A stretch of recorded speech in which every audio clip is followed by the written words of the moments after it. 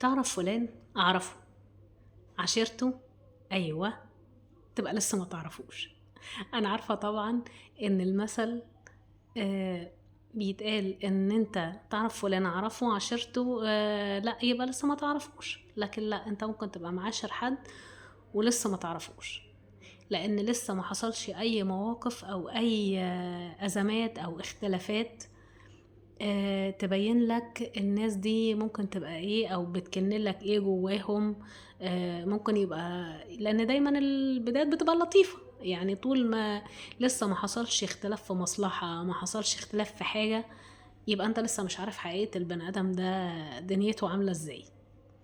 ان انت بتعرف حقيقة البني ادم اول ما تبتدي تشوف ردود فعله في المواقف الصعبة.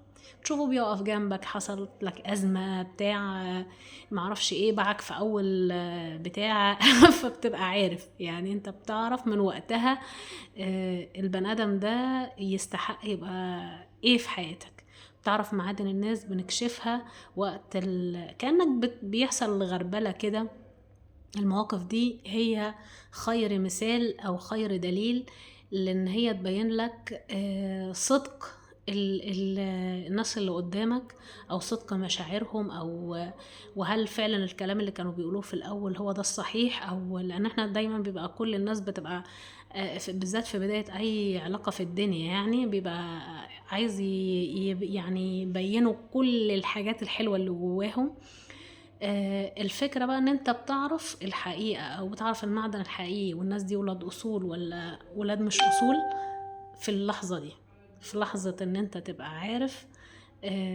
تبتدي تشوف يحصل موقف او يحصل خلاف او اختلاف، فهل بيفسد للود قضية، ولا بيضيع القضية اصلا، ولا بيحفظ الود فعلا وبيصونوا العشرة.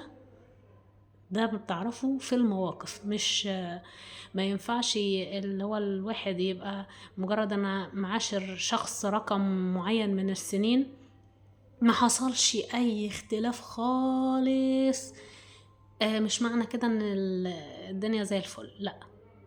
لان انت بتعرف بقى الحقيقي في المواقف، بتبتدي تحكم ان فلان ده كويس او فلان ده مش كويس من خلال المواقف اللي انت شفتها.